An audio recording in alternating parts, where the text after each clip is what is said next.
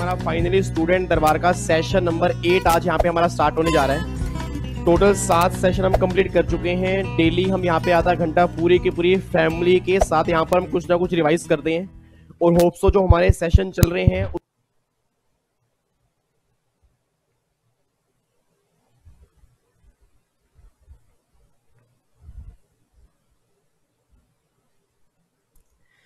Good evening जी, good evening भाई, की हाल चाल। चलो जी, सभी का हालचाल फिर बढ़िया होना चाहिए। तो फाइनली एक बार फिर अपनी पूरी की पूरी एग्जीक्यूटिव की फैमिली के सामने सर यहाँ पे एक बार आ चुका हूँ।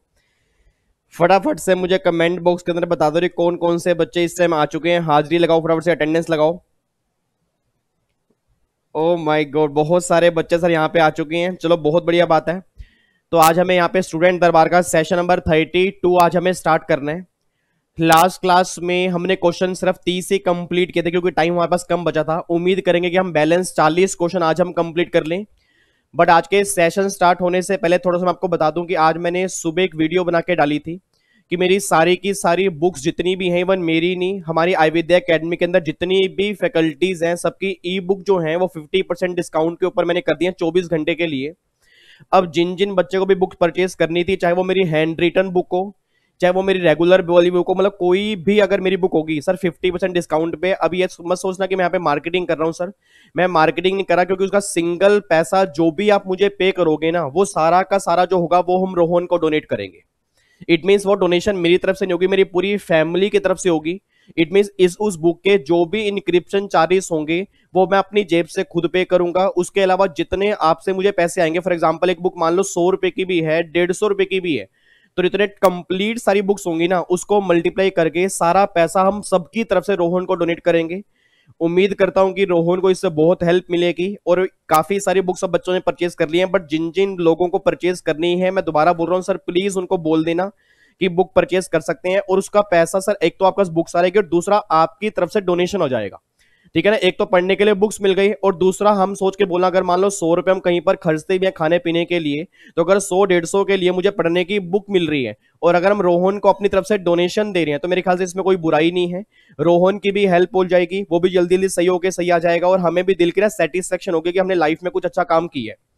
तो उम्मीद करता हूं कि हर एक बच्चा जिनको बुक्स परचेज करनी है वो जरूर परचेज करेगा। और अगर आपको बुक्स परचेज नहीं करनी, अगर आपको अलग से रोहन को डोनेशन देनी है, तो ऑलरेडी मैं आपको 2 वीडियो बना के दे चुका हूं, उसके डिस्क्रिप्शन बॉक्स में पेमेंट का लिंक है।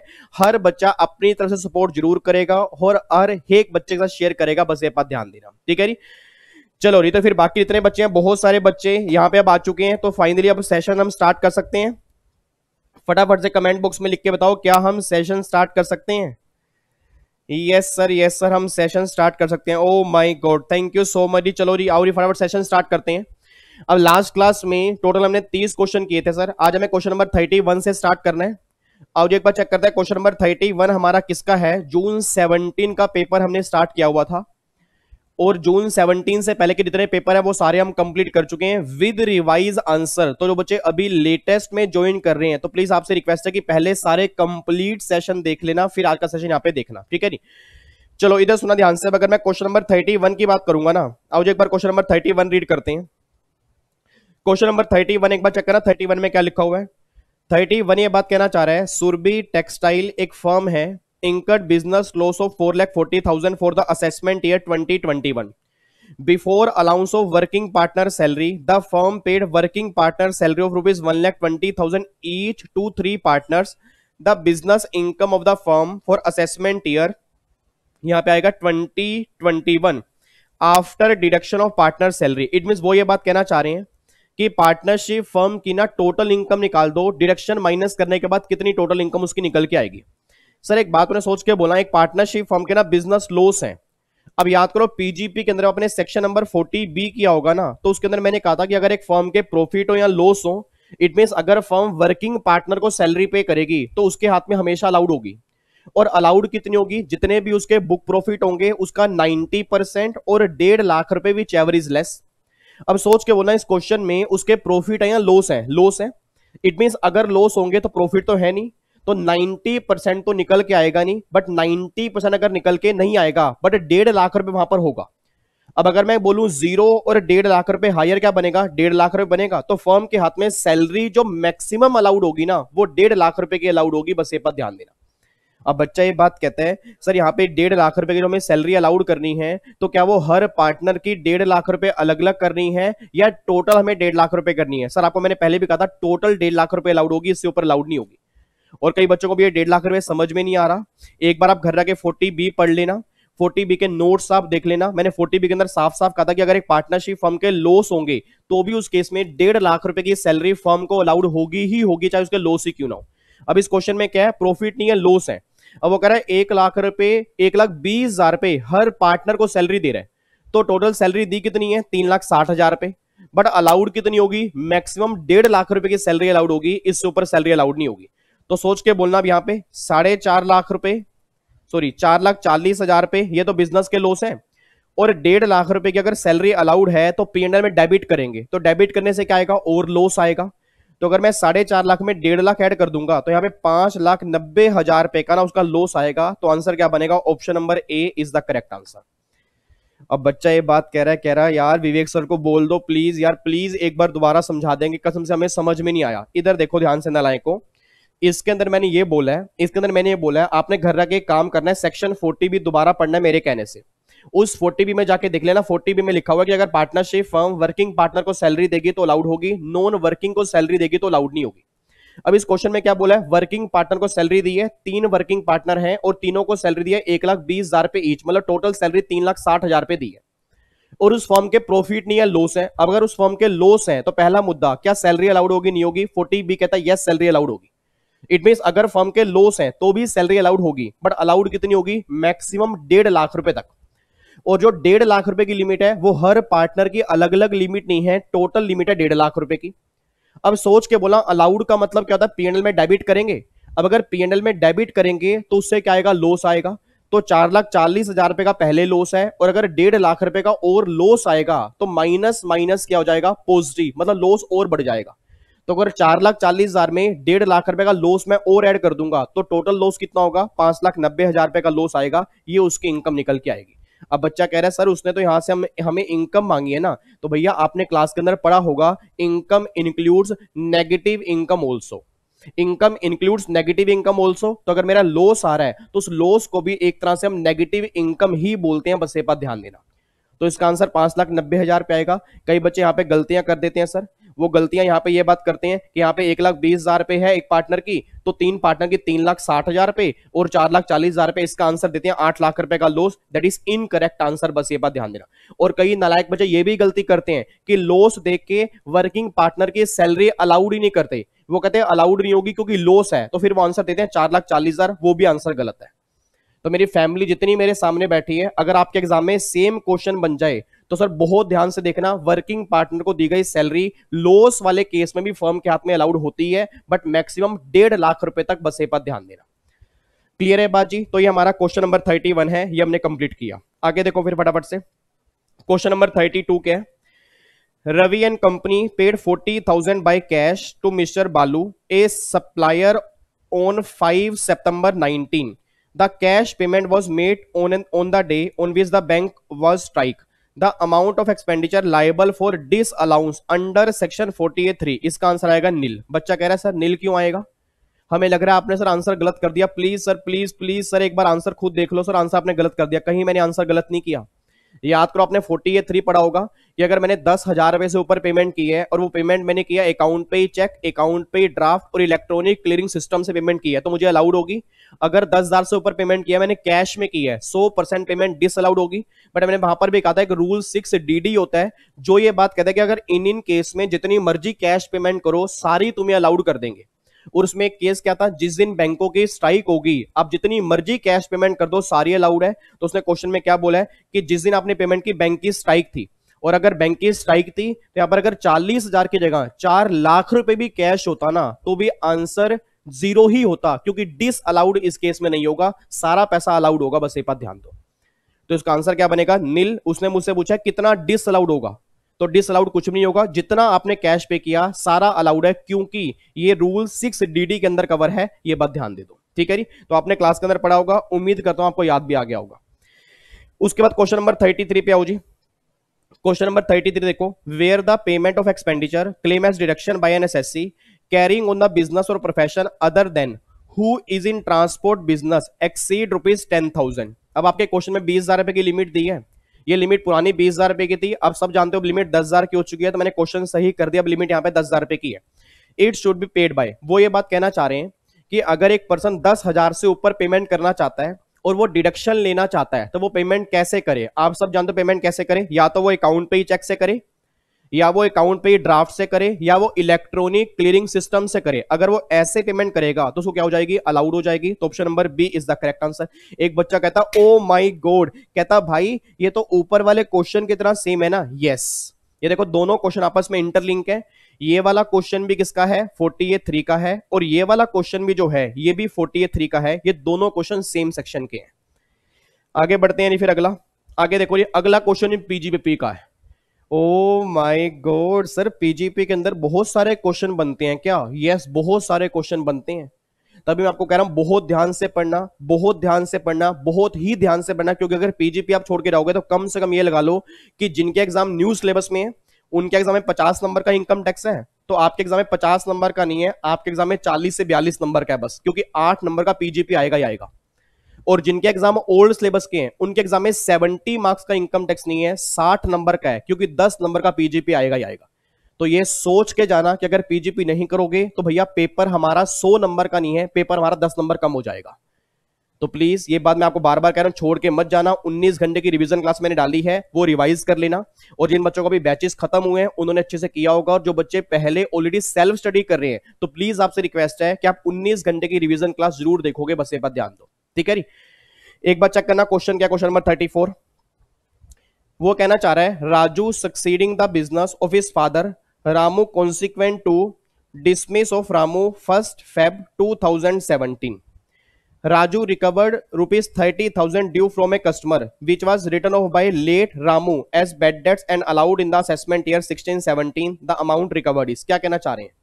वो ये बात कहना चाह रहे हैं कि भैया बैड डेट्स का खर्चा ना किसी और ने डेबिट किया था, मतलब उसके फादर ने डेबिट किया था, अब फादर की डेथ हो गई, उसके बाद वो बैड डेट्स की रिकवरी जो हो रही है वो अगले किसी पर्सन को हो रही है, तो क्या ये रिकवरी उसके हाथ में टैक्सेबल है या नहीं है? याद करो सर, मैंने आपको उस चैप्टर के अंदर ना सेक्शन 41(4) था बैड डेट्स की रिकवरी का। उस बैड डेट्स की रिकवरी वाले केस में 2 जजमेंट थी सुप्रीम कोर्ट की।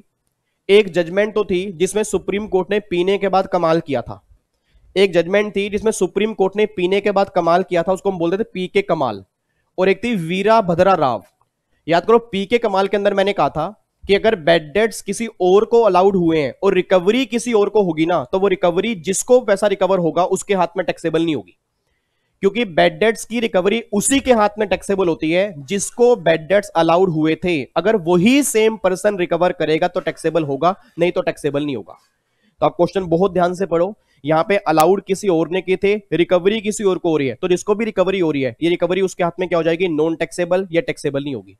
तो देखो यहाँ पे आंसर क्या बनेगा? Exempt from tax. It means कोई भी टैक्स चार्ज नहीं होगा। रीजन बीइंग क्योंकि रिकवरी करने वाला कोई और है और बैड डेट्स किसी और को अलाउड हुए थे।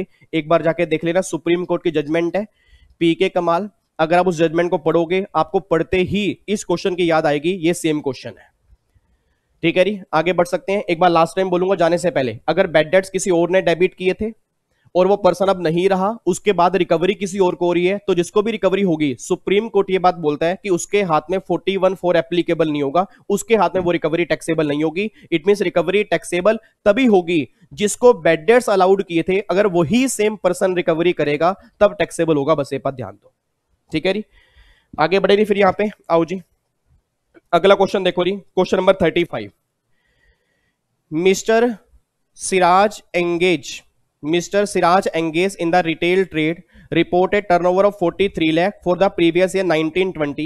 He deposited 30,000 in PPF account held with the State Bank of India. His total income for the assessment year 2021 by applying section 44 AD provision is। लो जी, अगला क्वेश्चन भी पीजीबीपी का। Sir back to back question आ रहे हैं PGP के। याद करो सेक्शन नंबर 44 AD आपने कहा था प्रिजम्पटिव टैक्सेशन का, अगर आपको ध्यान आ रहा हो। मैंने कहा था प्रिजम्पटिव टैक्सेशन में क्या होता है, जितनी भी आपकी टर्नओवर होती है उसका 8% हम इनकम मान लेते हैं, और अगर वो टर्नओवर ऑनलाइन मोड में है तो इनकम कितनी मानते हैं? 6% मानते हैं। अब सोच के बोला, इस क्वेश्चन में ऑनलाइन मोड के बारे में कुछ भी नहीं कहा, तो जितनी टर्नओवर होगी उसका कितना इनकम मानेंगे, 8%। और मैंने कहा था कोई भी खर्चा अलाउड नहीं होगा, कोई भी खर्चा डिस अलाउड नहीं होगा, बट जो सेक्शन 80C से लेकर 80U वाली डिडक्शन जो होंगी ना, वो आपको मिल जाएंगी, बस ये बात ध्यान दो। तो एक बार चेक करो, यहाँ पे हमारी टर्नओवर कितनी है, 43 लाख है। अगर मैं 43 लाख का 8% निकालूंगा तो कितना आएगा, 3,44,000। और पीपीएफ में कंट्रीब्यूट किया 30,000 पे, डिडक्शन किसकी मिलेगी, सेक्शन 80C की। अगर माइनस करूंगा 30,000 पे तो नेट इनकम कितनी आएगी, 3,14,000 पे। तो इनकम हमारी आएगी 3,14,000 पे, ये हमारी इनकम आ रही है। Option number C is the correct answer. अब एक बच्चा सामने बैठ के इतनी जबरदस्त तरीके से व्हाट्सएप पे लगा हुआ है ना, उसको दुनियादारी की कोई खबर ही नहीं है। अब मुझे समझ नहीं आ रहा वो बच्चा जिंदगी से चाहता क्या है। सर आधा घंटा सेशन सुनने के लिए आए हो, इधर देख लो ध्यान से, मैं आपका टाइम वेस्ट थोड़ा कर रहा हूं, ये आपके ही काम की बात कर रहा हूं। ये सारे क्वेश्चन आप खुद करते तो बहुत टाइम लग जाता इसमें, और ये सारे सही तरह से रिवाइज कर पाते, नहीं कर पाते फिर उसमें दिक्कत आती। तो मैं आपके लिए आधा पौना घंटा आया हूं, आप भी टाइम निकाल के आए हो, मैं भी टाइम निकाल के आया हूं, तो फिर आप यहां टाइम वेस्ट क्यों कर रहे हो। और दूसरा बच्चा कहता है भाई ये 30,000 रुपए की डिडक्शन तो माइनस ही नहीं होगी, क्योंकि हमने क्लास के अंदर पढ़ा था कि अगर कोई प्रिजम्पटिव टैक्सेशन यूज करता है तो कोई भी खर्चा अलाउड नहीं होता। सर आपने क्लास में यह भी पढ़ा होगा कि पीजीबीपी के सेक्शन वाला कोई खर्चा अलाउड नहीं होता, बट सेक्शन 80C से लेकर 80U तक की जितनी भी डिडक्शन होंगी वो अलाउड हो जाती हैं। एक बार जाके नोट्स आप चेक कर लेना। तो भैया यहां पे मैंने वही माइनस की है कि आपकी 3,40,000 पे इनकम आ गई, 30,000 पे 80C माइनस किया, बैलेंस इनकम आ गई 3,14,000 पे, ये आपकी इनकम निकल के आ रही है। आगे बढ़े, पक्का पक्का। ओ माय गॉड बच्चे हंस रहे हैं। चलो इधर देखो ध्यान से, आगे चलते हैं जी। अगला क्वेश्चन देखो जी, इसका आंसर गलत दिया हुआ है जी, इसका आंसर गलत दिया हुआ है। अब इस आंसर को हम सही करेंगे, आंसर गलत क्यों मैं आपको बताऊंगा। इधर देखो जी, missus Lakshmi purchase share of ABB limited 5 lakh on 3rd April 15, the share were sold on 5th June 16। 7 lakh रुपए के सेल कर दिए, ठीक है जी। She paid STT of ₹700 and brokerage of 500, the amount chargeable to tax. ठीक है, अब प्लीज ध्यान सुनना सर। अब यहां पे ना इसका आंसर ना यहाँ पे नील है, इसका आंसर नील दिया हुआ है। रीजन बीइंग, याद करो 2 साल पहले ना आपका कैपिटल गेन में एक सेक्शन था, सेक्शन 1038, अगर आपको ध्यान आ रहा हो। और उस सेक्शन 1038 में क्या लिखा था कि अगर आपको शेयर सेल करके जो भी लॉन्ग टर्म कैपिटल गेन आते हैं, अगर आपने उस पर एसटीडी पे किया है तो वो long term capital gain exempt हो जाएंगे। अब जब ये जून 17 के अंदर पेपर आया था ना, तो उस टाइम सेक्शन 1038 था, और उस time long term capital gain exempt होते थे अगर हम एसटीडी पे कर देते थे। अब वो 1038 आप सब जानते हो, अपने कैपिटल गेन के अंदर पड़ा होगा, अब वो डिलीट हो चुका है। अब उसकी जगह एक नया सेक्शन आ चुका है 112 कैपिटल ए, जिसमें आपने पढ़ा होगा कि 1 लाख रुपए तक के कैपिटल गेन एग्जम्प्ट होते हैं, और 1 लाख से ऊपर के जो भी कैपिटल गेन होंगे वो टैक्सेबल होते हैं एट द रेट 10%, अगर आपको थोड़ा बहुत ध्यान आता हो। अब एक बार चेक करना सर, यहाँ पे 3 अप्रैल 15 को मैंने परचेज किए, और अगर मैंने 5 जून 16 को सेल किए, तो मैंने 12 महीने के बाद सेल किए, तो लॉन्ग टर्म कैपिटल गेन आ गए। अब जो भी लॉन्ग टर्म कैपिटल गेन निकल के आएंगे, तो अब ये 1038 में नहीं आएंगे, ये 1128 के अंदर आएंगे। अब अगर मुझे 1128 के अंदर कैपिटल गेन निकालने हैं, तो एक बार चेक करो, 7 लाख, और कोस्ट मैं मान लूंगा सेम, मेरी कोस्ट ये 5 लाख रुपए है। और एसटीडी जो पे किया आप सब जानते हो, एसटीडी की डिडक्शन मुझे कैपिटल गेन में नहीं मिलती। आप एक बार जाके कैपिटल गेन में चेक कर लेना, 7th प्रोविजो टू सेक्शन 48, कि जो भी आप एसटीडी पे करते हो वो सेल प्राइस में से माइनस नहीं होता, तो ये हमें माइनस नहीं करना। बट जो ब्रोकरेज होगी वो हम माइनस करेंगे, तो ये 500 माइनस करूंगा तो इसकी इनकम निकल के आएगी 199,500। अब इसमें से 1 लाख रुपए क्या हो जाएगा, एग्जम्प्ट, तो टैक्सेबल जो होगा ना वो 99,500, ये टैक्सेबल निकल के आएगा, बस ये पर ध्यान देना। अब एक बच्चा सामने बैठा, बच्चा कहता है सर सेक्शन 112A में तो कोस्ट निकालने का तरीका अलग होता है, उसमें तो आपने कोस्ट निकालने का तरीका अलग बताया था। यस मैंने अलग बताया था, बट जब इस क्वेश्चन में वो मुझे इंफॉर्मेशन दी नहीं है, तो मैं क्या मान लूंगा कि जो मेरी 5 लाख रुपए की कोस्ट है वही मेरी कोस्ट मान लूंगा, वही सेम कोस्ट मान लूंगा। और आप सब जानते हो 112 कैपिटल ए में कोई भी इंडेक्सेशन नहीं करते, कोई भी इंडेक्सेशन नहीं करते। तो भैया यहाँ पे 7 लाख माइनस 5 लाख और माइनस 500 रुपए की ब्रोकरेज, तो 199,500, इसमें 1 लाख रुपए वाला गेन एग्जम्प्ट हो जाएगा, और 1 लाख से ऊपर वाला टैक्सेबल एट द रेट 10%। तो उसने मुझसे मांगा क्या था, अमाउंट चार्जेबल टू टैक्स, मतलब कितना अमाउंट टैक्स के लिए चार्जेबल है, तो 99,500 जो होगा वो अमाउंट टैक्सेबल होगा, बस ये पर ध्यान दो। अब सोच के बोलना सर, अब अगर यही सेम क्वेश्चन आज हमारे एग्जाम के अंदर बन जाए तो इसका आंसर अब 1038 में एग्जाम्प्ट नहीं आएगा, और बहुत सारे बच्चे गलती मत करके आ जाएं कि आंसर दें 199,500, आंसर आएगा 99,500। रीजन बीइंग आप सब जानते हो 112 कैपिटल ए में 1 लाख रुपए कैपिटल गेन एग्जाम्प्ट होते हैं, 1 लाख से ऊपर वाले टैक्सेबल होते हैं। अब बच्चा कह रहा है सर ऑप्शन में तो दिया ही नहीं है, ऑप्शन में दिया कैसे होगा, ये क्वेश्चन पुराना है।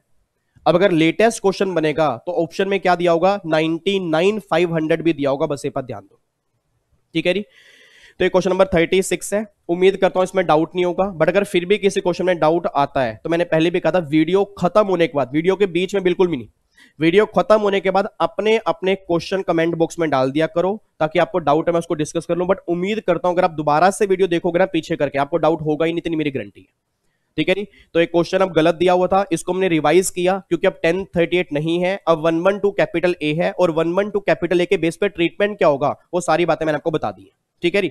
आगे बढ़ते हैं, आगे देखो जी क्वेश्चन नंबर 37, ये भी क्वेश्चन इंपॉर्टेंट है, बहुत ध्यान से पढ़ना। वो कहना चाह रहे हैं miss Netra acquired 1000 equity share of MNC limited for ₹4 lakh in April 96। तो 1000 इक्विटी शेयर परचेस किए थे 4 लाख रुपए के अप्रैल 96 में। She receive bonus share 1:1 basis in April 19। 1:1 bonus share मिला, मतलब 1000 शेयर हैं तो 1000 शेयर क्या मिल गए, और मिल गए। अब ये तो ओरिजिनल शेयर हो गए, ये बोनस शेयर हो गए, आप सब जानते हो। और ओरिजिनल शेयर की कॉस्ट क्या होती है, परचेस प्राइस, और बोनस की कॉस्ट क्या होती है, नील। ये बात आपने क्लास के अंदर पढ़ी होगी कि बोनस शेयर की कॉस्ट मेरी कितनी होती है, नील होती है, ये बात अगर आपको पता हो। उसके बाद फिर वो कहना चाह रहा है she sold all the share, उसने सारे शेयर सेल कर दिए। सारे का मतलब क्या है, ये 1000 ओरिजिनल भी बेच दिए और बोनस शेयर बेच दिए। इन जनवरी 20 को बेचे, जनवरी 20 को बेचे through a recognise stock exchange for ₹8 lakh. The capital gain chargeable to tax in the hands of mister Netra for the assessment year 2021। अब सर एक बात मैंने सोच के बोलना, एक बात मैंने सोच के बोलना। अब ये जो ओरिजिनल शेयर हैं ये मैंने परचेस किए थे अप्रैल 96 में परचेस किए थे, और ये शेयर मैंने बेचे कब हैं, ये शेयर मैंने बेचे हैं जनवरी 20 में। तो अगर जनवरी 20 के अंदर बेचे तो लॉन्ग टर्म कैपिटल गेन आएगा। और आप सब जानते हो कि अब ये कैपिटल गेन जो होगा ना, ये 1038 में नहीं जाएगा क्योंकि अब वो सेक्शन खत्म हो चुका है। अब ये कैपिटल गेन कहां पे जाएगा, 112 कैपिटल ए में।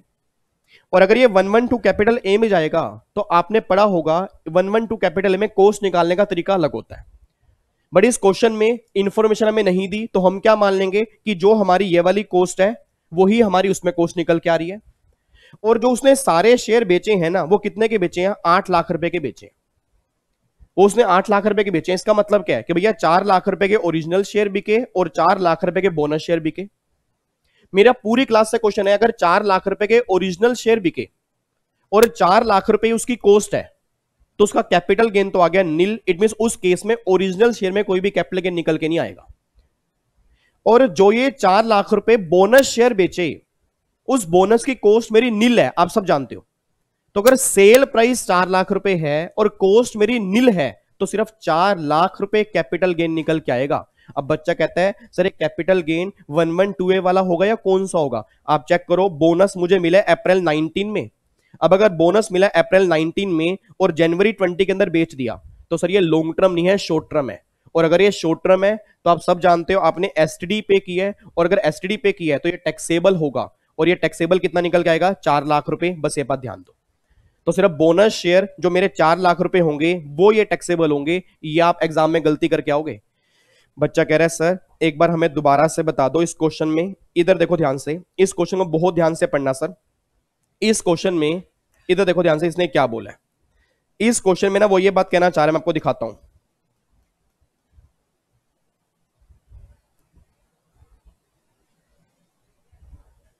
ये देखो जी, वो ये बात कहना चाह रहा है ओरिजिनल शेयर, इधर देखना जी।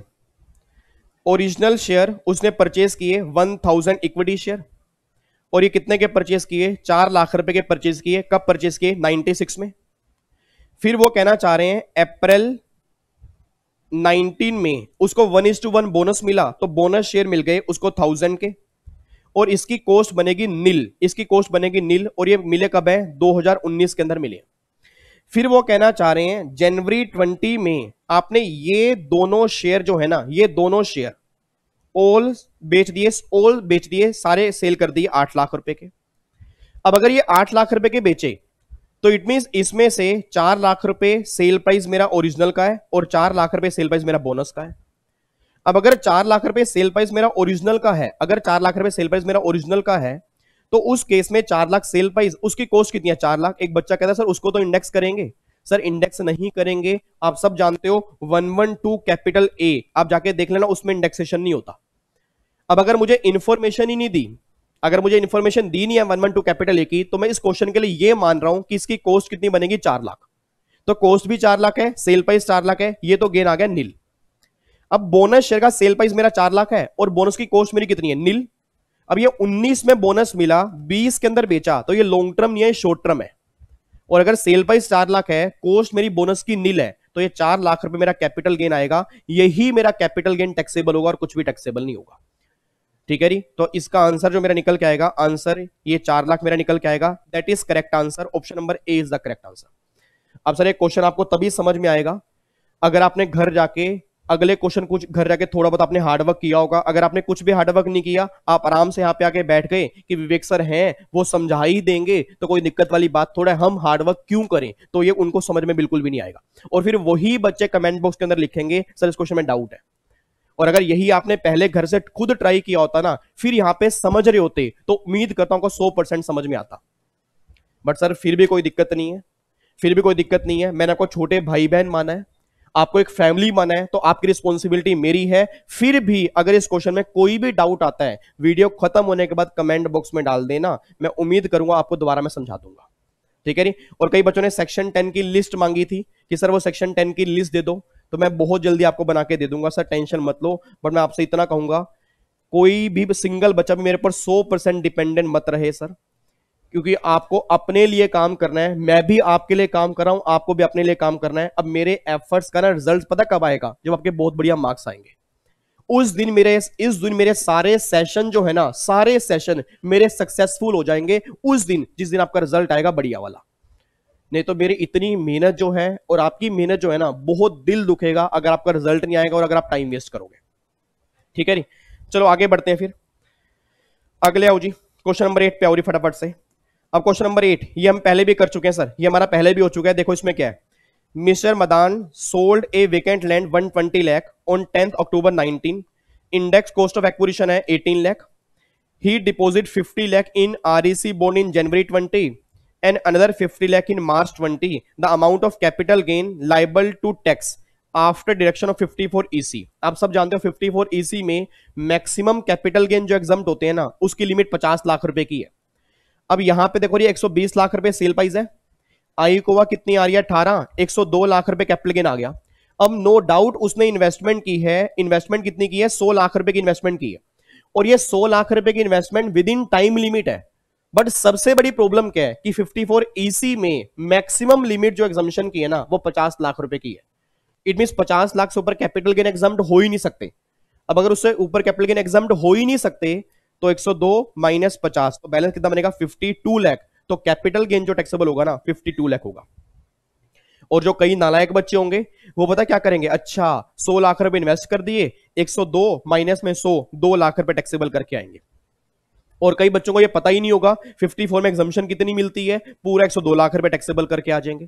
तो सर बहुत ध्यान से करना, क्वेश्चन बहुत ध्यान से करना। 54 EC कैपिटल गेन में जो है उसमें टोटल एग्जम्पशन जो है सिर्फ 50 लाख रुपए है, उससे ऊपर की एग्जम्पशन नहीं मिलती, बस एक बात ध्यान देना। ठीक है जी, तो ये हमारा कितना आएगा री 52 लाख हमारा टैक्सेबल आ जाएगा। उसके ऊपर देखो री अगला फिर क्वेश्चन है, इसके आंसर गलत दिया हुआ है, इसको हम सही करेंगे। आओ देखते हैं। Mister Mala receive family pension 15,000 per month during the previous year 1920. Also she was employed in a private firm where she got a monthly consolidated salary of 20,000 per month. His total income chargeable to tax. वो कहना चाह रहे हैं family pension मिल रही है 15,000 per month और 20,000 per month मिल रही है सैलरी, उसकी टोटल इनकम बता दो। अब अगर मैं सैलरी की बात करता हूं 20,000 पर मंथ है, 12 महीने की 2,40,000 पे। अब बहुत सारे बच्चे क्या करेंगे 2,40,000 पूरी सैलरी ले लेंगे। सर एक बात मैंने सोच के बोलना, जब ये क्वेश्चन एग्जाम के अंदर बना होगा तो उस टाइम स्टैंडर्ड डिडक्शन याद करो 16(1)(a) की जॉब हमें 50,000 मिलती है, उस टाइम नहीं मिलती थी। और अगर मैं उस टाइम के क्वेश्चन की बात करता हूं तो मेरी सैलरी कितनी आएगी, 2,40,000 पे आएगी। बट अगर ये सेम क्वेश्चन आज हमारे एग्जाम के अंदर बन जाए तो आप सब जानते हो जब भी हमें टैक्सेबल सैलरी निकालनी होती है तो हम स्टैंडर्ड डिडक्शन माइनस करते हैं 16(1)(a), 50,000 रुपए की माइनस करते हैं। अब ये 2,40,000 मेरी ग्रोस सैलरी है, माइनस क्या 50,000 स्टैंडर्ड डिडक्शन, 1,90,000 पे मेरी आ गई टैक्सेबल सैलरी। फैमिली पेंशन कितनी आएगी, 15,000 मल्टीप्लाई 12, 1,80,000। और मेरी पूरी फैमिली जानती है अदर सोर्स में एक सेक्शन 57 है जिसमें फैमिली पेंशन की डिडक्शन मिलती है 15,000 रुपए की। याद करो मैंने कहा था 1/3 ऑफ फैमिली पेंशन और 15,000 विच एवर इज लेस, तो डिडक्शन कितनी मिलेगी 15,000, तो 1,65,000 रुपए ये टैक्सेबल हो गया और 1,90,000 रुपए ये टोटल जो निकल के आएगा दैट इज 3,55,000 पे मेरी टोटल इनकम आएगी, जो यहां पर कहीं पर भी नहीं दिया तो करेक्ट आंसर बनेगा 3,55,000। तो आपके आईसीएस ने गलत आंसर दिए, उसको रिवाइज कर लेना। इसका करेक्ट आंसर जो है that is 3,55,000 standard deduction minus करने के बाद अब जो इसका आंसर आएगा वो 3,55,000 पे आएगा। और ये छोटी छोटी गलतियां सर, अब देखो जो कोई नालायक बच्चे होंगे वो पता क्या करेंगे, 2,40,000 और प्लस में 1,65,000, आंसर क्या 4,05,000। देखो ये 4,05,000 आंसर दिया हुआ है और जब वो 4,05,000 पे गोला भर के आएंगे ना 90% बच्चा वही गोला भर के आएगा, बाहर आएगा, हाई फाई करेगा, क्लैपिंग करेगा, मैकडी के बर्गर खाएगा। नंबर आ रहे हैं 20-25, बच्चा कह रहा है पेपर किया था 100 का, नंबर 25 कैसे आ रहे हैं? नंबर तो 25 आएंगे क्योंकि जो आपने क्वेश्चन करके आए हो, आपने क्वेश्चन ध्यान से पढ़ा ही नहीं था कि वो सैलरी की इनकम दी है, उसकी टैक्सेबल सैलरी भी तो निकालनी होगी। तो टैक्सेबल सैलरी कैसे निकलेगी, स्टैंडर्ड डिडक्शन माइनस करने के बाद। हां अगर वो मुझे कहता कि income from salary computed, income from salary computed deduction minus करने के बाद है, फिर मुझे कोई दिक्कत ही नहीं थी, फिर तो भैया वही वाली सैलरी और प्लस में फैमिली पेंशन, फिर मेरा आंसर आता। बट उसने मुझसे कहीं नहीं कहा कि ये सैलरी डिडक्शन माइनस करने के बाद है, तो मैं डिडक्शन माइनस करूंगा देन फिर फैमिली पेंशन ऐड करूंगा, फिर मेरा आंसर आएगा। ठीक है जी, चलो फिर आगे बढ़ते हैं। क्वेश्चन नंबर 40, ये क्वेश्चन में हम पहले कर चुके हैं जी, हमारे पहले टेस्ट पेपर के अंदर आ गया। याद करो सेक्शन नंबर 222E, 222E के अंदर क्या था कि अगर कोई closely held company, private company अपने स्पेसिफाइड शेयर होल्डर को लोन देती है, स्पेसिफाइड शेयर होल्डर कौन से, जिसने उस कंपनी में 10% या उससे ऊपर की वोटिंग पावर होल्ड की है। तो अगर कंपनी उसको लोन दे रही है, प्राइवेट कंपनी उसको लोन दे रही है, तो उस केस में जितने उसके एक्यूमुलेटेड प्रॉफिट होंगे वहां तक उस लोन को हम शेयर होल्डर के हाथ में डीम्ड डिविडेंड ट्रीट कर लेंगे 222E के अंदर। और मैंने वहां पर कहा भी था कि चाहे वो लोन रीपे ही क्यों ना कर दे तो भी वो डीम्ड डिविडेंड माना ही जाएगा, ये बात ध्यान दो। तो देखो क्वेश्चन में वही लिखा है जी, यहां पे प्रॉफिट 15 लाख रुपए के कंपनी के और गौतम ने वोटिंग पावर होल्ड किया 30% और कंपनी ने 5 लाख रुपए का लोन दिया और गौतम उसको रीपे कर रहा है कंपनी को। तो हम क्या करें, हम क्या करें अगर गौतम रीपे कर रहा है, अगर गौतम रीपे करे या ना करे, अगर कंपनी ने लोन दिया स्पेसिफाइड शेयर होल्डर को तो 222E में डीम्ड डिविडेंड माना ही जाएगा, बस ये बात ध्यान दो। तो भैया लोन दिया 5 लाख का तो डिविडेंड भी कितना बनेगा 5 लाख, तो इसका आंसर कितना आएगा 5 लाख। तो जितने का लोन दोगे उतने का। एक बच्चा सामने बैठा, बच्चा कहता है सर एक बात मुझे बताना, अगर यहां पे लोन दिया होता 20 लाख रुपए का, अगर 20 लाख रुपए का लोन दिया होता तो डीम डिविडेंड कितना बनता। साथ वाला बच्चा कहता है भाई तेरे को सर की बात समझ में नहीं आ रही क्या, जितना लोन दिया उतने का ही तो डिविडेंड बनेगा। नालायक, उसने क्वेश्चन बहुत सही पूछा है क्योंकि यहां पे प्रॉफिट 15 लाख रुपए के हैं और अगर लोन 20 लाख का दिया तो मैक्सिमम 15 लाख रुपए का ही डिविडेंड बनेगा, यह बात ध्यान देना। तो ये छोटी छोटी बातें जो आप एग्जाम में गलती करोगे। अब यहां पे 5 लाख क्यों बना, क्योंकि जब लोन ही 5 लाख का दिया तो डिविडेंड कितना बना 5 लाख, और अगर लोन एक्यूमुलेटेड प्रॉफिट से ऊपर दोगे तो मैक्सिमम जितने प्रॉफिट होंगे वहीं तक का लोन बनेगा, वहीं तक का डिविडेंड बनेगा, बस ये बात ध्यान दो। तो इसमें आंसर कितना आएगा 5 लाख। आगे देखो जी, question number 41, Rakesh acquire a motor car 3 lakh from his friend non relative when the fair market value of the motor car 5 lakh, the amount liable to tax in hands of Rakesh from the transaction. इसका answer आएगा nil. आप सब जानते हो sir motor car जो होती है वो गिफ्ट के लॉ में प्रॉपर्टी में कवर नहीं होती। गिफ्ट के लॉ में प्रॉपर्टी में क्या आते हैं, jewellery, drawing, painting, sculpture. Jewellery का मतलब सब जानते हो गोल्ड की ज्वेलरी हो, सिल्वर की ज्वेलरी हो, सिल्वर यूटेंसिल्स नहीं आते। आर्कियोलॉजिकल कलेक्शंस, पुराने जमाने के सिक्के, ड्राइंग्स पेंसिल से स्केच हो गया और पेंटिंग्स कलरफुल स्केच हो गया। ठीक है। उसके बाद आर्कियोलॉजिकल कलेक्शन बता दिया, स्कल्पचर्स वो जो ऐसे करके खड़े होते हैं ना, पुराने जमाने की जो मूर्ति होती है, तो मैंने आपको क्लास के अंदर कहा था ऐसे खड़ी होती हैं, और पुराने जमाने की मूर्तियां वो भी यहाँ पे आती हैं। शेयर्स एंड सिक्योरिटी वो भी यहाँ पे आते हैं। कहीं पर भी मोटर कार, फर्नीचर, वो चीज, ये चीजें कवर नहीं होती। तो जो प्रॉपर्टी में कवर होगा अगर वो दिया होगा फिर गिफ्ट का लो लगेगा, नहीं तो गिफ्ट का लो नहीं लगेगा। ये बात हमने क्लास के अंदर भी की थी। तो यहां पर इस केस में आंसर इसका आएगा नील, कुछ भी टैक्सेबल नहीं होगा, यह बात ध्यान दो। आगे देखो फिर अगला है, वेयर ए फर्म और closely held company receive from any person any property being share of closely held company without concession. अगर शेयर दे विदाउट कंसीडरेशन में, तो आप सब जानते हो अगर उसकी फेयर मार्केट वैल्यू 50,000 से ऊपर होगी तब वो टैक्सेबल होगा। तो option number B is the correct answer, ये हमारा सही आंसर है। आगे देखो फिर अगला क्वेश्चन इंपॉर्टेंट है, बहुत ध्यान से पढ़ना। Mister Shiva gifted A let out building which fetch rental income of 10,500 per month to his son wife on 1st November 19. The municipal tax 6,000 on the property was paid on 10th January 20. The total income from all other source amount of 2,60,000 except the income above said property. His total income कितनी आएगी? अब सोच के बोला, पहली बात तो अगर सन्स वाइफ को प्रॉपर्टी दी है तो उस केस में वो इनकम तो आप में ही क्लब होगी, आप सब जानते हो, क्लबिंग का लो लग जाएगा। अब अगर ये 2,60,000 पे इनकम है और वो वाली इनकम भी आप में क्लब होनी है, तो वो इनकम निकालो, हाउस प्रॉपर्टी की कितनी इनकम आएगी? तो भैया 10,500 मल्टीप्लाई 12, 1,26,000 और 6,000 में म्युनिसिपल टैक्स माइनस किए, तो 6,000 माइनस कर दिए, बैलेंस आ गया 1,20,000। माइनस में 24A स्टैंडर्ड डिडक्शन, 30% माइनस करूंगा, 84,000 की इनकम आ गई। तो 84,000 ये और 2,60,000 रुपए की इनकम ये, तो भैया टोटल इनकम जो आ गई 3,44,000 रुपए की टोटल इनकम आ गई। बस ये बात ध्यान दो, ठीक है नी। तो उसने मुझसे वही मांगा था टोटल इनकम कितनी आ गई, तो गलती से भी ना 2,60,000 और यहां पे ध्यान रखना पूरी की पूरी 1,26,000 या 1,20,000 ऐड मत करके आना। हाउस प्रॉपर्टी की इनकम आप सब जानते हो कैसे निकालते हैं, तो जीएवी निकालते हैं माइनस म्युनिसिपल टैक्स, फिर आपका एनएवी आएगा, फिर माइनस 30%, फिर जो इनकम आएगी उसको आप इसमें ऐड करोगे तो आपका आंसर निकल के आ जाएगा। तो आंसर आएगा 3,44,000 रुपए, ये आंसर सही है। आगे देखो जी, मिस्टर हसी फॉर द प्रीवियस ईयर। अच्छा एक बात और बताओ, ये जो सामने आप बैठते हो, जितने बच्चे सामने बैठते हैं 100-150 बच्चा आता ही है, तो आपको वैसे मेरी बात समझ में आती है, वैसे मतलब जगराता सुनने के लिए आते हो, आपको मतलब मेरी बातें सुनना अच्छा लगता है या समझ में कुछ आता है, जो हम मेहनत कर रहे हैं क्या फ्रूटफुल है या नहीं है? क्योंकि ना मुझे समझ में नहीं आता कि कभी आप मतलब हम जो कर रहे हैं वो सही है नहीं है, सही है ना पक्का? एक बच्चा कह रहा है यार ओ माय गॉड मजा आ रहा है कसम से। अच्छा चलो फिर ठीक है, आगे बढ़ते हैं, अगले का आंसर आप ही दोगे अब। मिस्टर हसी for the previous year business loss है 1,30,000 रुपए के, इनकम फ्रॉम सैलरी है 2,40,000 रुपए की, स्पेक्यूलेशन गेन है 1,10,000 रुपए के। वो कह रहे हैं टोटल इनकम कितनी आएगी? आप सब जानते हो बिजनेस के लॉस किसी भी हेड की किसी भी इनकम से खत्म हो सकते हैं, सैलरी की इनकम से खत्म नहीं हो सकते। एक बच्चा कहता है यार सैलरी की इनकम से लॉस खत्म होते तो हैं सर, वो हाउस प्रॉपर्टी के होते हैं। बिजनेस के लॉस चेक कर लेना घर जाके, किसी भी हेड की किसी भी इनकम से खत्म करोगे, सैलरी की इनकम से नहीं करोगे। तो बिजनेस के लॉस 1,30,000 रुपए के हैं, स्पेक्यूलेटिव गेन से खत्म होंगे 1,10,000, तो बैलेंस बचेंगे 20,000। तो ये लॉस जो होंगे वो can not be set of with salary. तो अगर ये सैलरी से सेट ऑफ नहीं होंगे, ये अब क्या हो जाएंगे? Carry forward.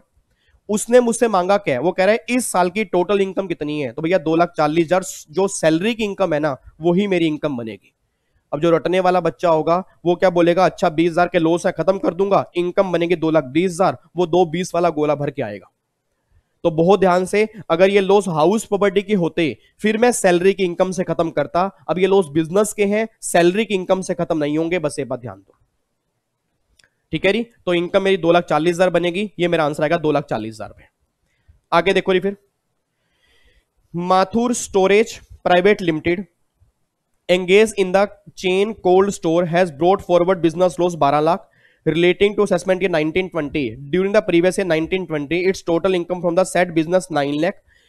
It also has profit from the trade in food grains 6 lakh. The total income of company for the assessment year 2021. क्या कहना चाह रहे हैं जी? वो ये बात कहना चाह रहे हैं, याद करो पीजीपी के अंदर एक सेक्शन नंबर 35 एडी था। अब सेक्शन नंबर 35 एडी के बिजनेस से जो भी लॉस होते हैं उस लॉस को खत्म किससे करते हो? सेक्शन 35 AD में जो प्रॉफिट होंगे ना उसके प्रॉफिट से खत्म करोगे और किसी प्रॉफिट से खत्म नहीं करोगे। अब वो ये बात कहना चाह रहे हैं कि 12 लाख रुपए के लॉस हैं कोल्ड चेन से, ये 35 AD में कवर है, और 35 AD के बिजनेस से प्रॉफिट कितने हैं? 9 लाख। तो भैया 12 लाख के लॉस इस 9 लाख से खत्म हो गए, अब मेरे 3 लाख के लॉस मेरे बैलेंस बचे हैं। फिर वो कह रहा है प्रॉफिट है फूड ग्रेन से। आप सब जानते हो फूड ग्रेन जो है वो 35 AD में कहीं पर भी स्पेसिफाइड नहीं है, और अगर ये बिजनेस 35 AD में स्पेसिफाइड नहीं है तो क्या 35 AD के लॉस इस प्रॉफिट से खत्म होंगे? नहीं होंगे। और अगर इस प्रॉफिट से खत्म ही नहीं होंगे तो उसने मुझसे मांगा क्या है? Total income. तो कितनी आएगी? यही 6 लाख रुपए की मेरी टोटल इनकम आएगी।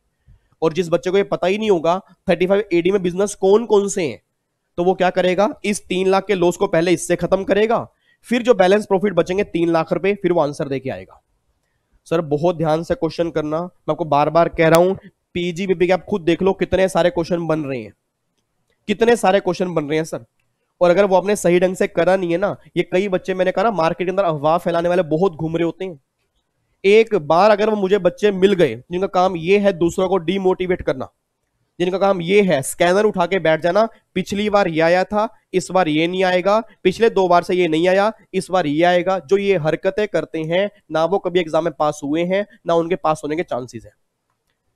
सर क्या सैंपलिंग खेल रहे हो क्या? सैंपलिंग कि पिछली बार ये था इस बार ये नहीं है, पिछली बार ये नहीं है इस बार ये है। भैया हमें सारा सिलेबस करना है, पिछली बार क्या था हमें क्या पता।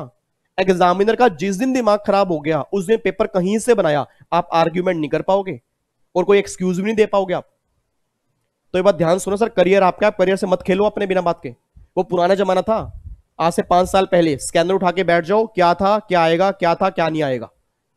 अब इंस्टीट्यूट को पता है, आपकी हर एक बच्चे की ना नब्ज का पता है कि बच्चा क्या करके आएगा और क्या नहीं करके आएगा। तो जितना आप इंटेलिजेंट बनते हो उससे डबल इंटेलिजेंट आजकल हमारा इंस्टीट्यूट बन रहा है। तो बेटर ये है सारा करके जाओ, क्वेश्चन कहीं से भी बने हमें वो करके आना है, ठीक है जी। तो ये 35 AD का प्रॉफिट नहीं है, उस प्रॉफिट से अगर नहीं है तो उस प्रॉफिट से हम लॉस खत्म नहीं करेंगे, तो प्रॉफिट पूरा का पूरा 6 लाख रुपए ये हमारा प्रॉफिट यहां पे आ जाएगा। आगे देखो फिर अगला क्या है, क्वेश्चन नंबर 46 पे आओ। Raghunath repaid during the previous year 1920 education loan 60,000 and interest on education loan 18,000 taken from Punjab National Bank for his son to pursue MS in Germany. The loan was taken in the financial year 11-12 and repayment commence की है 12-13 से। तो याद करो एक section था 80E, आपको मैंने याद करवाया था 80E से एजुकेशन लोन 100% अलाउड करते हैं 8 साल तक, और डिडक्शन कब से मिलना स्टार्ट होती है? जब से आप इंटरेस्ट रीपे करना स्टार्ट करते हो। तो रीपेमेंट मैंने कब से की है? रीपेमेंट की है 12-13 से। तो इसके 8 साल कब खत्म होंगे? 2021 में। तो उसने मुझसे मांगा कब असेसमेंट ये 2021। तो क्या इस साल मुझे डिडक्शन मिलेगी नहीं मिलेगी? यस मिलेगी। कितना इंटरेस्ट पे कर रहा हूं? 18,000 रुपए का, तो इंटरेस्ट माइनस भी कितना होगा? 18,000 रुपए का, डिडक्शन ये मिल जाएगी। तो भले ये बात ध्यान देना सर, लोन की रीपेमेंट की नहीं है। कई बच्चे समझते हैं लोन की है, नहीं नहीं नहीं नहीं, लोन की रीपेमेंट की नहीं है, जो इंटरेस्ट पे करोगे उसका बेनिफिट मिलेगा। और कई बच्चे इसका आंसर नील दे के आएंगे। नील क्यों दे के आएंगे? वो काउंट करेंगे 11-12 से। तो सर 11-12 से काउंट नहीं करना, जब आपने पेमेंट करनी स्टार्ट किया वहां से 8 साल काउंट करने हैं, ठीक है ना। तो 8 साल यहां से काउंट करने, यहां से अगर काउंट करोगे तो इस साल हमें 18,000 रुपए का बेनिफिट मिलेगा, बस ये बात ध्यान दो, ठीक है जी। ये सेक्शन 80E है, आप जाके पढ़ सकते हो। अच्छा एक बच्चा कहता है जर्मनी से परस्यू किया तो भी मिल जाएगा। यस, एजुकेशन आपने कहीं से भी करी कोई दिक्कत नहीं है, बट वो रिकॉग्नाइज यूनिवर्सिटी होनी चाहिए, बस ये बात ध्यान देना, ठीक है जी। उसके बाद देखो जी क्वेश्चन नंबर 47 देख लो जी। अब क्वेश्चन नंबर 47 है 80GG। याद आ रहा है कुछ? ये क्वेश्चन पहले भी बना था 80GG। आपको याद करो मैंने कहा था अगर मैं किसी कंपनी का एम्प्लॉय नहीं हूं बट फिर भी किराया पे कर रहा हूं और मुझे HRA नहीं मिल रहा, तो अगर मुझे HRA नहीं मिल रहा मुझे बेनिफिट किसका मिलेगा? 80GG का मिलेगा। और 80GG में डिडक्शन कितनी मिलती है? लीस्ट ऑफ द फॉलोइंग, पहला rent paid minus 10% of adjusted total income, second 5,000 per month, तीसरा 25% ऑफ एडजस्टेड टोटल इनकम। इनमें से कम वाला डिडक्शन मिल जाएगी और बैलेंस टैक्सेबल। आओ जी क्वेश्चन देखते हैं। वो कहना चाह रहे हैं Sharvan engage in the business paid monthly rent 5,000 per month. तो अगर मंथली रेंट 5,000 पर मंथ है, पूरे साल में कितना हो गया? 60,000 पे, ये मेरा रेंट पे आ गया। 10% ऑफ एडजस्टेड टोटल इनकम 3,40,000 रुपए की उसने बोला आपकी टोटल इनकम है, तो 3,40 का 10% कितना बनेगा? 34,000। तो रेंट पेड माइनस 10% कितना आ गया? बैलेंस 26,000, ये मेरा बैलेंस आ गया। 5,000 पर मंथ, तो 60,000 पे सेकंड पॉइंट आ गया। और जो मेरी टोटल इनकम है उसका 25% ये आएगा 85,000। तो इन सब में से आप समझदार हो, इन सब में से कम वाला क्या बनेगा? 26,000 ना, इतने की मुझे मिल जाएगी डिडक्शन। तो उसने मुझसे मांगा क्या है? Amount eligible for deduction. तो भैया डिडक्शन कितनी मिलेगी? 26,000। ये आपका आंसर आएगा। तो सर मेरे को तो क्वेश्चन कराने के अंदर बहुत मजा आ रहा है, और इतनी गारंटी दे रहा हूं, अगर एक भी बच्चा ऐसा है जो डेली यहां पे आके बैठता है और 50 मिनट से लेकर 1 घंटा लेक्चर सुनता है, अपना एग्जाम उठा के देख लेना, आपको कितना कॉन्फिडेंस बिल्डअप होगा आप सोच भी नहीं सकते। जिन बच्चों को लग रहा है ना ये टाइम वेस्ट चल रहा है, क्योंकि मैंने कहा ना कुछ बच्चे ऐसे होते हैं, अब मैं उनको क्या करूं, जिन बच्चों को लग रहा है टाइम वेस्ट चल रहा है, उन्हें नहीं पता, वो याद करेंगे बाद में और आपको भी बोलेंगे तू अच्छा रह गया, तूने सेशन अटेंड किए थे। तो सर ये आपको ना पॉइंट्स याद आ रहे होंगे, जब मैं बोलता हूँ ना, मेरे ख्याल से पॉइंट्स आपको याद आते होंगे, थोड़ा सा ना माइंड पे जोर पड़ता होगा, और आपका ना पढ़ने का भी मन करता होगा, यार ये पॉइंट्स मुझे याद नहीं आ रहा, अभी मैं जाके पढ़ता हूं। और जब तुरंत जाके पढ़ोगे ना, होगा क्या, इससे पढ़ाई भी होगी, कॉन्फिडेंस भी बढ़ेगा, और आपको ये लगेगा नहीं यार मेरे को पढ़ना है। तो ये बहुत बड़ी बात है सर।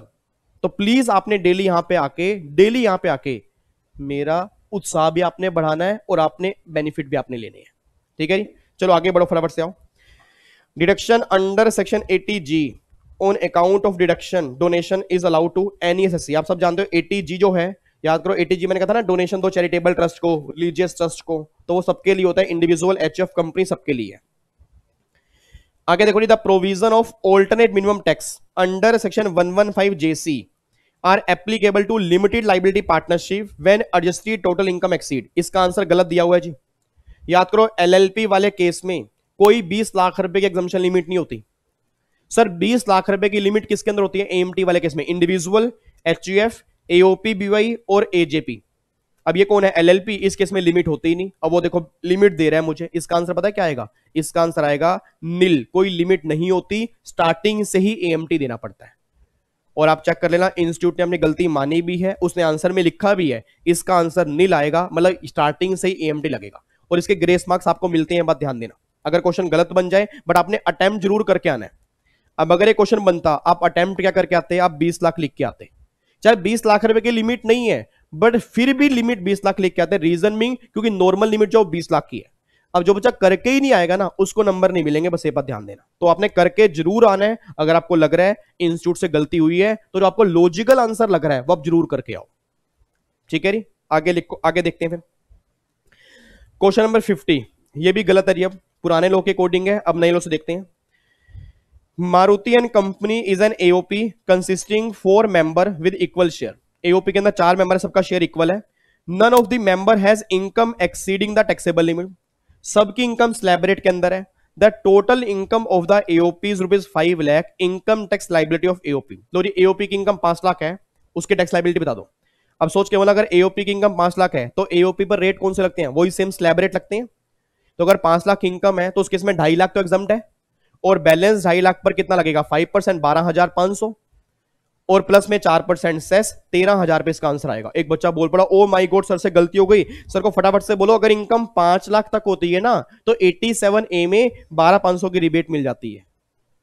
मेरे नंद गोपाल, मेरे नोनू, मेरे सोनू, मेरे क्यूट से चेहरे, आप याद करो, रिबेट मिलती है सिर्फ इंडिविजुअल, सिर्फ इंडिविजुअल। अगर आपको याद आ रहा हो, वहां पे एओपी, बीवाई, फर्म, कंपनी, किसी को भी रिबेट नहीं मिलती। ये क्वेश्चन एओपी का है, तो एओपी वाले केस में तो रिबेट है ही नहीं।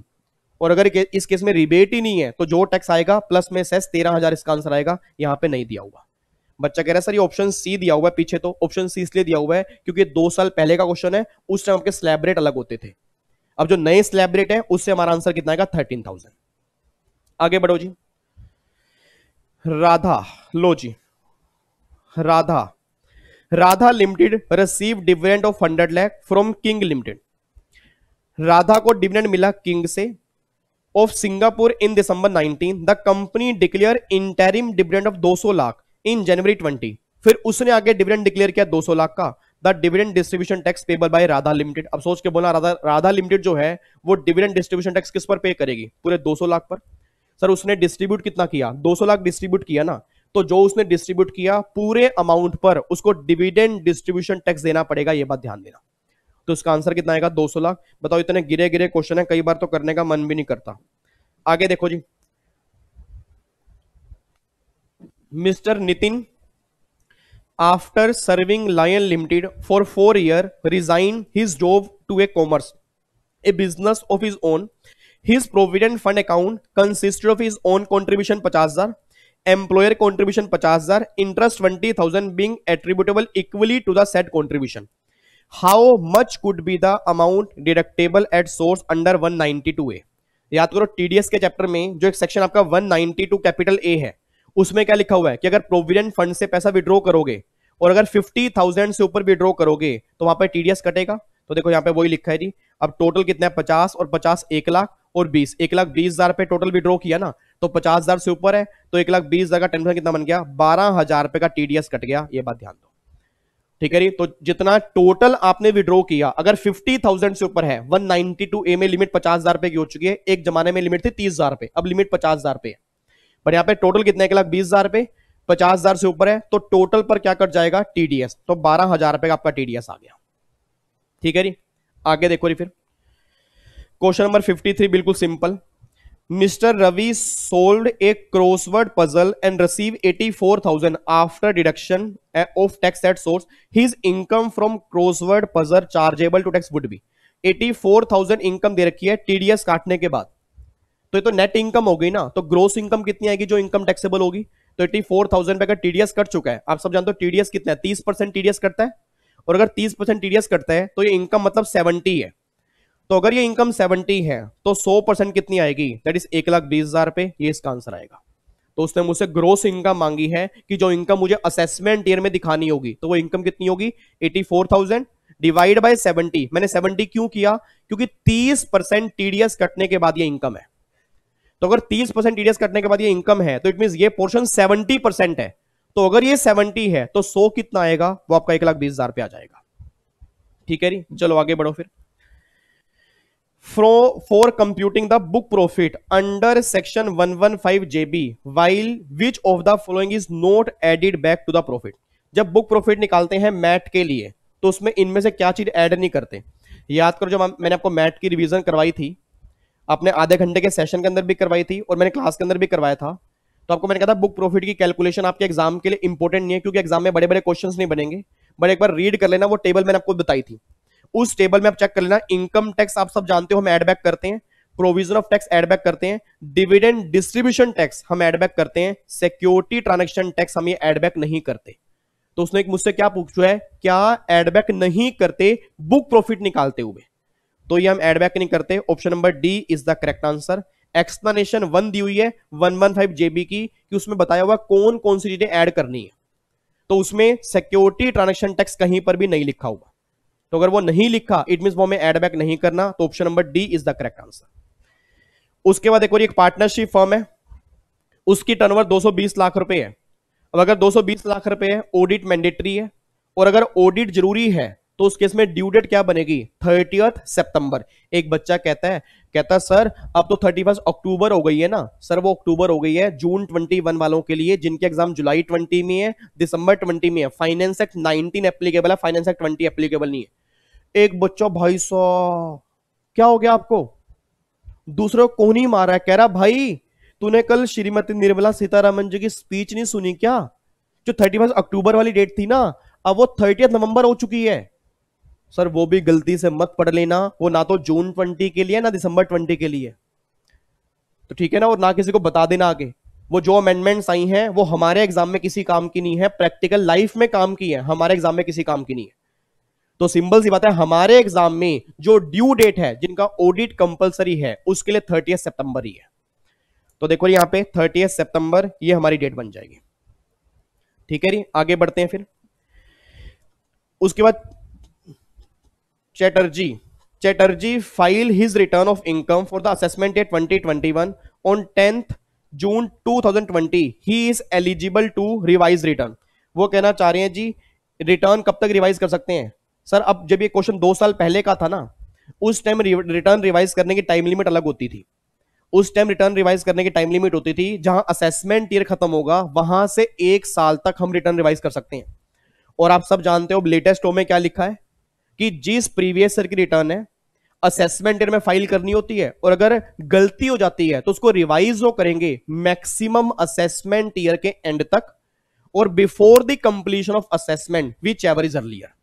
आप सबने पढ़ा होगा, घर जाके एक बार दोबारा देख लेना, सेक्शन नंबर 139(5) रिवाइज रिटर्न का। उसमें आपको मैंने क्लास के अंदर यही पढ़ाया था कि up to the end of relevant assessment year और before the completion of assessment whichever is earlier. तो उसका जो करेक्ट आंसर बनेगा वो ऑप्शन नंबर ए बनेगा। जो पीछे दिया हुआ है वो गलत दिया हुआ है, वो पुराना आंसर है। रिवाइज आंसर जो बनेगा ऑप्शन नंबर ए इसका रिवाइज आंसर बनेगा। ठीक है जी, तो आप समझ सकते हो जब मैं पेपर करता होऊंगा तो अब क्या लग रहा है कि मैंने सोल्व किया कि मेरे अंदर भगवान ने इतनी दिव्य शक्ति दे रखी है कि आंसर में तुरंत निकल आते हैं। सर आप चेक करो पूरे पेपर के अंदर मैंने कितनी एडिटिंग कर रखी है। तो उस पेपर को सोल्व करने के लिए मैंने आपको पहले भी बोला है, पहले मेरे 2 घंटे लगते हैं, फिर 1 घंटा या 3 घंटे में एक पेपर मेरा सोल्व होता है। और जिसको आपको लगता है कि भैया क्या हो गया, मैं आपको बार बार कह रहा हूं सर बहुत टाइम लगता है, प्लीज इसको देख लेना, कहीं ऐसा ना हो कि जो मैं हार्डवर्क कर रहा हूं सारा वेस्ट हो जाए। और ये आपके लिए ही हार्डवर्क कर रहा हूं, इतना हार्डवर्क मैंने अपने कभी लाइफ में अपने पढ़ने के लिए नहीं किया जितना मैं इस बार आपके लिए कर रहा हूं। रीजन बीइंग क्योंकि ये टाइम वापस कभी नहीं आएगा। बिलीव मी, टाइम वापस कभी नहीं आएगा। आप तरस जाओगे इस टाइम के लिए, जिंदगी में इतना पढ़ने वाला टाइम कभी नहीं आएगा। तो प्लीज इसको पढ़ाई पे लगाना, पढ़ाई पे लगाना, एंटरटेनमेंट पे भी लगाओ, कोई दिक्कत वाली बात नहीं है, बट पढ़ाई पे भी लगाओ। और हमें अचीवमेंट लेनी है, बस ये बात ध्यान दो। ठीक है जी, आगे बढ़ो जी। उसके बाद देखो जी आगे, ए फिक्स डिपॉजिट है 90,000 by mister P 5/11/14 was detected on 5/9/19. The time limit for issue of notice under section 148. याद करो सर, आपको मैंने कहा था इनकम एस्केपिंग असेसमेंट होती है सेक्शन नंबर 147। अगर आपको ध्यान आता हो, अगर आपने इनकम छुपा ली है, अगर आपने इनकम छुपा ली है और गवर्नमेंट ने उस इनकम को धप्पा कर दिया तो गवर्नमेंट आपकी असेसमेंट करेगी 147 में, उसके लिए नोटिस जो आएगा 148 में आएगा। और मैंने कहा था नोटिस 4 साल, 6 साल और 16 साल तक भी आ सकता है। अब वो 4 साल कब होते हैं? अगर चोरी मेरी 1 लाख रुपए तक की है, अगर मेरी चोरी 1 लाख रुपए तक की है तो 4 साल, चोरी 1 लाख से ऊपर है तो 6 साल, और अगर मेरी एसेट इंडिया से बाहर है वो मैंने नहीं बताई थी तो 16 साल तक नोटिस आ सकता है। अब सोच के बोला यहां पे फिक्स डिपॉजिट 90,000 का जो मैंने बताया ही नहीं था, तो चोरी मैंने कितने की है? 1 लाख तक है ना, तो 4 साल तक नोटिस आ रहेगा। 4 साल कहां से?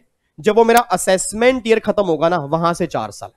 तो देखो यहां पे अब मेरा असेसमेंट ईयर जो है वो खत्म मेरा कब हो रहा है? ये प्रीवियस ईयर मेरा चल रहा है 14-15, इसका असेसमेंट ईयर होगा 15-16। तो 15-16 से अगर मैं 4 साल काउंट करूंगा तो ये कितना आ जाएगा? 15-16 से अगर मैं 4 साल काउंट करूंगा तो यहां पे आ जाएगा 1920। तो 1920 मींस 31 मार्च 20 तक ये नोटिस आ सकता है। तो उसने मुझसे यही मांगा है कि टाइम लिमिट क्या है, लास्ट डेट क्या है नोटिस इशू करने की, दैट इज 31 मार्च 20। एक बार दोबारा बोलूंगा, आप एक बार जाके देख लेना। अगर चोरी 1 लाख तक होती है 4 साल, 4 साल काउंट करते हैं जब असेसमेंट, मतलब जिस असेसमेंट ईयर की चोरी पकड़ी गई उस असेसमेंट ईयर के एंड से 4 साल। तो ये मेरा प्रीवियस ईयर 14-15 है, इसका असेसमेंट ईयर 15-16, वहां से 4 साल, तो ये बनेंगे आपके 1920। तो 1920 मींस 31 मार्च 20, यहां तक नोटिस आएगा। ठीक है, आगे और question number 58। An apparent error in the assessment year 143.3 dated 15th November 19 was noticed by the assessor in February 20. The time limit for seeking rectification of mistake is available to. ये question पहले भी आ चुका है sir, याद करो मैंने पहले भी कहा था कि प्रीवियस ईयर के एंड से 4 साल तक डिपार्टमेंट रेक्टिफाई कर सकता है। तो प्रीवियस ईयर मेरा कौन सा है? 1920, वहां से 4 साल कितने बन गए? 31 मार्च 24। तो रेक्टिफिकेशन कर सकते हैं 31 मार्च 24। और ये सेक्शन हमारा कौन सा है? 154 जो हमारा रेक्टिफिकेशन का है। रेक्टिफिकेशन में 4 साल लगते हैं ना, तो ये वही सेम, ये पहले भी हमारा एग्जाम के अंदर बन चुका है, ये पहले भी हम कर चुके हैं। आगे देखो री, mister Balwant receive assessment order pass under 143.3। He wants to prefer an appeal before CIT. एक पर्सन सीआईटी में अपील करना चाहता है, आपने बोल देना अपील के चैप्टर की अगर आपको रिवीजन ध्यान आ रही हो, अगर मुझे सीआईटी में अपील करनी है तो कितने दिन मिलते हैं? 30 दिन, आईटीएटी 60 दिन, हाई कोर्ट 120 दिन, सुप्रीम कोर्ट 90 दिन। तो उसने मुझसे मांगे क्या है? सीआईटी कितना आएगा? 30 दिन। बताओ इस क्वेश्चन में है क्या? गिरा हुआ क्वेश्चन है। उसके बाद जी, an assessment order 1433 dated 15 September 19 was served on the assessee 25 September 19. The commissioner wants to make a revision of the order passed under 1433 by invoking 263. याद करो अपील के चैप्टर में एक मैंने कहा था रिवीजन होती है 263 की, एक रिवीजन होती है 264 की। 263 की रिवीजन किसके लिए होती है? डिपार्टमेंट के लिए। 264 की असेसी के लिए। तो डिपार्टमेंट कह रहा है मुझे उस ऑर्डर में दिक्कत है, मैं रिवीजन करवाने के लिए 263 के पास जाऊंगा। तो 263 की रिवीजन की टाइम लिमिट क्या होती है? आप सब जानते हो, 2 साल होती है। तो भैया 1920 जो आपका है वहां से आप 2 साल काउंट कर लो, कितना आएगा? तो आएगा 31 मार्च 22। यहां तक ऑर्डर पास कर देगा 263 में रिवीजन। ठीक है, एक बार आप जाके देख लेना, जिन बच्चों ने अपील का वो रिवीजन क्लास मेरी अटेंड की है उसमें डायग्राम मैंने बनाया होगा। 263 की रिवीजन में 2 साल लिखे होंगे, तो 2 साल काउंट कर लो, 2 साल यहां से बनेंगे 31 मार्च 22, ये उसकी लास्ट डेट बन जाएगी। अब जिस बच्चे को 2 साल ही याद नहीं है उस बच्चे के लिए पेपर बाहर से आ गया, उस बच्चे के लिए पेपर ही बाहर से आ गया, उसको लगा पेपर बाहर से आ गया और उसको 2 साल याद है, बताओ क्वेश्चन में था क्या? तो मैंने वही है कि हमें टाइम लिमिट्स कितनी याद रहती हैं, बहुत बड़ा मैटर है। आगे देखो फटाफट से आऊं। Mr. Rajan did not appear before the assessing officer in response to a notice issued under section 143(2). He repeatedly absent from the appearing before the assessing officer. How much could the quantum of penalty for the assessing officer could levy Mr. Rajan? वो कहना चाह रहे हैं कि 143(2) का notice का reply नहीं किया और बार बार वो रिप्लाई नहीं कर रहा, तो कितनी पेनल्टी लगेगी? एक सेक्शन 272A है, उसमें पेनल्टी है 10,000 रुपए की। ये 10,000 रुपए आपको याद करना पड़ेगा, 10,000 रुपए की पेनल्टी लगेगी, बस ये बात ध्यान देना। उसके बाद जी अगला क्वेश्चन है, एक बात मैंने सोच के बोलना, नॉर्मली अगर loss making company profit making company में जाती है तो उसको मर्ज कर देते हैं, मर्ज, उसको मर्जर बोलते हैं नॉर्मली। और जब एक profit making company loss making company के अंदर घुसती है, मतलब लॉस मेकिंग कंपनी के अंदर जाती है खुद, उसको रिवर्स मर्जर बोलते हैं। ये आपने पढ़ा होगा उस केस में जब विजय माल्या, ये विजय माल्या देश का सबसे बड़ा जो शराबी है, उस केस में रिवर्स मर्जर हुआ था। देखो उसने क्या बोला है, एक company has business loss and unabsorbed depreciation of 10 crore. B company is profit making company. B company wanted to acquire a company. मतलब profit making company loss making company को लेना चाह रही है, तो उस केस में क्या है? मर्जर नहीं है, ये रिवर्स मर्जर है। तो उसने क्या बोला, इसको हम क्या बोलेंगे? That is reverse merger. Option number A is the correct answer. ठीक है जी, बाकी क्वेश्चन नंबर 63 यहां से काट देना जी, ये काट देना, अब ये क्वेश्चन खत्म हो चुका है। अच्छा उसके बाद अब ध्यान सुनना, अब ये 64 से लेके 70 तक देखो मैंने सब में लिखा है ओल्ड, ये सारे क्वेश्चन ओल्ड सिलेबस के हैं। तो न्यू सिलेबस वाले बच्चे तो पहले भी जा सकते हैं। थैंक यू सो मच, आप इतना टाइम यहां पर बैठे, थैंक यू सो मच इतना प्यार देने के लिए, and love you love you love you love you love you so much मेरे दिल से आपको। बस आपसे यही उम्मीद करूंगा और प्रार्थना करूंगा, डेली आप आना, डेली मैं भी आऊंगा और डेली हार्डवर्क करेंगे, उस मुकाम पे लेके जाएंगे जो बच्चों ने आपने सोचा था ना कभी सपने में कि हमारे नंबर इतने आएंगे, वो मैं आपको दिलवा के रहूंगा। बस ये बात ध्यान देना, आपने भी मेरा साथ देना है, आपने बस डेली आना है और दोस्तों को और बताना है, क्योंकि मैं देख रहा हूं कोई बच्चा देख नहीं रहा है क्लासेस, क्योंकि अब पता है 1 महीना पेपर डिले हो गए तो हम भी डिले कर देते हैं। बट सर मैंने अपना काम डिले नहीं किया, मैं डेली आपके लिए आ रहा हूं और मेरा भगवान जानता है मैं डेली आपके लिए आता हूं, मैं डेली आपके लिए मेहनत कर रहा हूं। तो भैया मैं तो अपनी दिल से मेहनत कर रहा हूं, अब अगर आप दिल से नहीं देखोगे ना तो फिर देख लेना दिक्कत आपको आएगी फिर। तो प्लीज प्लीज प्लीज अगर मैं एफर्ट्स लगा रहा हूं तो आपके भी देखने बनते हैं, बस ये बात ध्यान। बाकी न्यू सिलेबस वाले बच्चे जा सकते हैं, bye bye, take care, god bless you. Old वाले बच्चे भी बैठे रहे, क्योंकि अगले जो 6 क्वेश्चन है वो ओल्ड वालों के हैं और आज हमें पेपर ये खत्म करना है। और बाकी न्यू वाले बच्चे अगर बैठ के सुनना चाहते हैं सुन सकते हैं, नहीं तो वो जा सकते हैं, क्योंकि अब ये चैप्टर न्यू सिलेबस के अंदर नहीं है। और स्टार्ट करते हैं क्वेश्चन नंबर 64, देख लो जब question number 64, mister Anuj 65 resident of India है, total income of India 6 lakh है, और वो कह रहे हैं जिस फॉरेन कंट्री में इनकम कमाई उससे हमारा कोई डबल टैक्सेशन अवॉइडेंस एग्रीमेंट नहीं है, उसने बाहर इनकम कमाई है 2 लाख और बाहर टैक्स पे किया 20%। अब सोच के बोला सर अगर बाहर इनकम 2 लाख कमाई है तो भैया वो इंडिया में इनकम टैक्सेबल होगी नहीं होगी? यस इनकम टैक्सेबल होगी। तो याद करो सेक्शन नंबर 91 आपने पढ़ा होगा डबल टैक्सेशन अवॉइडेंस एग्रीमेंट के चैप्टर में। तो इनकम कितनी आ गई यहां पे? इनकम एक तो 8 लाख रुपए इनकम टोटल बन गई ना, क्योंकि 6 लाख तो इंडिया में, 2 लाख बाहर के, 8 लाख की इनकम बन गई। अब अगर इस 8 लाख की इनकम पे टैक्स निकालोगे तो टैक्स आएगा 72,800 रुपए। कैसे निकल के आएगा? 5 लाख से ऊपर कितनी है? 3 लाख। अगर मैं 3 लाख का 20% निकालूंगा तो 60,000 पे टैक्स आ गया। अब इनकम बची 5 लाख, एज कितनी है? 65 साल, 3 लाख इनकम एग्जम्प्ट हो गई, बैलेंस इनकम बची 2 लाख, उसका 5% कितना आ गया? 10,000 पे आ गया, 70,000 पे टैक्स आ गया और प्लस में 4% सेस, तो 72,800 रुपए का टैक्स आ गया। अब अगर ये 72,800 रुपए का टैक्स 8 लाख की इनकम के ऊपर है इंडिया में, तो इंडिया में जो डबली टैक्स इनकम 2 लाख रुपए की है उस पर कितना आएगा? तो आएगा 18,200। अब सोच के बोल देना, आपने बाहर टैक्स पे किया 2 लाख का 20% 40,000 और इंडिया में उस 2 लाख पर पे किया 18,200, तो रिलीफ किसका मिलेगा? विच एवर इज लेस, तो लेस कितना आएगा? 18,200। तो इंडिया में जो टैक्स आ रहा है 72,800, उसमें से 18,200 माइनस करूंगा तो 54,600 रुपए, ये इसका आंसर आएगा, करेक्ट आंसर। तो आपके मॉड्यूल में गलत दिया हुआ है, रीजन मीन क्वेश्चन पुराना है, उन्होंने पुराना लो यूज किया है, पुराने स्लैब रेट यूज किए हैं, नए स्लैब रेट से जो इसका आंसर निकल के आएगा दैट इज 54,600। तो आप अगर ये पॉइंट समझ में आ गया अच्छी बात है, नहीं तो डबल टैक्सेशन अवॉइडेंस एग्रीमेंट वाला चैप्टर मैंने रिवाइज करवाया है सीएस प्रोफेशनल वाले बच्चों के लिए। आपको मैंने उस टाइम भी कहा था ओल्ड सिलेबस वाले बच्चे वो लेक्चर देख सकते हैं, ट्रांसफर प्राइसिंग और डबल टैक्सेशन अवॉइडेंस एग्रीमेंट दोनों ही आप उसकी रिवीजन कर सकते हो, उसके बाद आपको क्वेश्चन समझ में आ जाएगा। और मैंने वहां पे क्वेश्चन भी कराया है, तो सीएस प्रोफेशनल के जो सेशन होते हैं ना उसमें एक बार जाके देख लेना, इंटरनेशनल टैक्सेशन मैंने रिवीजन कराई है, ओल्ड सिलेबस वाले बच्चे उस लेक्चर को वहां जाके देख सकते हैं। आगे बढ़ रहा हूं जी। Which of the following is not a requirement of amalgamation of two company? Amalgamation की रिक्वायरमेंट क्या होती है?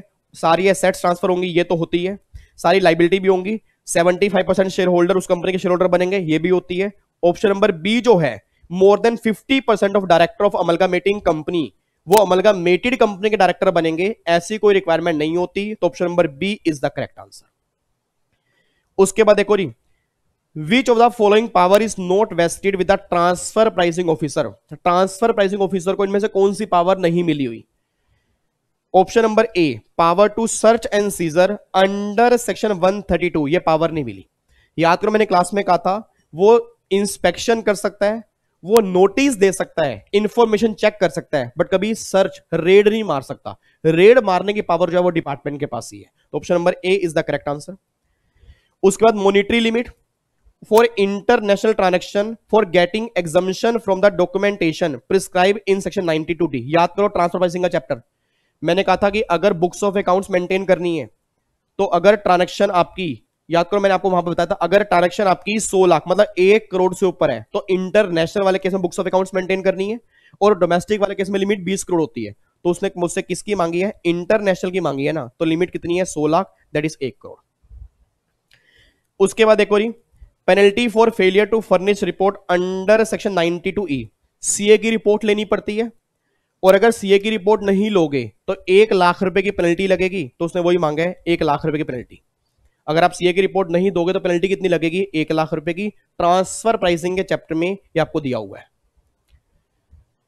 उसके बाद which of the following person is not eligible to seek advance ruling? Advance ruling इनमें से कौन कौन नहीं ले सकता? वैसे नॉर्मली अब सारे ले सकते हैं, ठीक है, आप सब जानते हो, अब सारे ले सकते हैं, रेजिडेंट भी, एनआर भी, बट अगर मैं इस क्वेश्चन के बेस पे देखता हूं तो resident having transaction with not ordinary resident, मतलब अगर रेजिडेंट ट्रांजैक्शन कर रहा है आरएनओआर के साथ तो एडवांस रूलिंग नहीं ले सकता, बट अगर इन पर्सन को गवर्नमेंट ने नोटिफाइड कर दिया अब वो एडवांस रूलिंग ले सकता है। तो अगर अब ये क्वेश्चन बनेगा ना, और अगर अब गवर्नमेंट ने नोटिफाइड कर दिया अब एडवांस रूलिंग ये भी ले सकते हैं, बस ये पर ध्यान देना, ठीक है। बट इसने यहां पे नोटिफाइड नहीं लिखा, तो इसका लॉजिकल आंसर जो बन रहा है option number D is the correct answer. और एक चैप्टर और है जनरल एंटी अवॉइडेंस रूल, बच्चा कह रहा है सर इसकी रिवीजन प्लीज करवा दो हमें। सर ये रिवीजन क्लास भी मैंने डाली है प्रोफेशनल वालों के लिए, आप जाके देख लेना। डबल टैक्सेशन अवॉइडेंस एग्रीमेंट, गार और ट्रांसफर प्राइसिंग, ये तीनों ही मैंने रिवीजन कराई है, आप उसकी रिवीजन कर सकते हो। और इतनी बढ़िया से रिवीजन कराई है ना, आप याद करोगे कि आपने कभी टीपी और डीटीडब्ल्यू और गार की रिवीजन की थी। अब वो आपके ऊपर, अगर आप जाके देखोगे, थोड़ा टाइम निकालोगे तो आप रिवीजन कर लोगे। वो कहना चाह रहे हैं गार एप्लीकेबल कब से हुए, किस असेसमेंट ईयर से हुए? सर ये चारों ऑप्शन ही गलत है। गार एप्लीकेबल जो हुए असेसमेंट ईयर 1819 से हुए हैं, तो इसमें 1819 कहीं पर भी नहीं है, आंसर बनेगा 1819, दैट इज करेक्ट आंसर। लो ये फाइनली हमारा हो चुका है और 1 घंटा 10 मिनट हमारे अप्रोक्सीमेट हो चुके हैं। आधे घंटे के सेशन बताओ, ये आधे घंटे के सेशन चल रहे हैं, बट कोई दिक्कत वाली बात नहीं। आपको लगता होगा कई बच्चे आधे घंटे बाद उठ के भाग जाते हैं, बट आप ये देखो सर कि कितनी गलत बात है, कितनी गलत बात है। मतलब कि आपको अपने काम प्यारे हैं, आपको ये नहीं लगता कि यार सर यहां बैठे हैं तो हमें भी यहां बैठना चाहिए, सर मेहनत कर रहे हैं तो हमें भी मेहनत करनी चाहिए, कम से कम मेहनत अच्छे से ही कर लो यार। ठीक है, चलो बाकी मैं तो आपको समझा ही सकता हूं सर।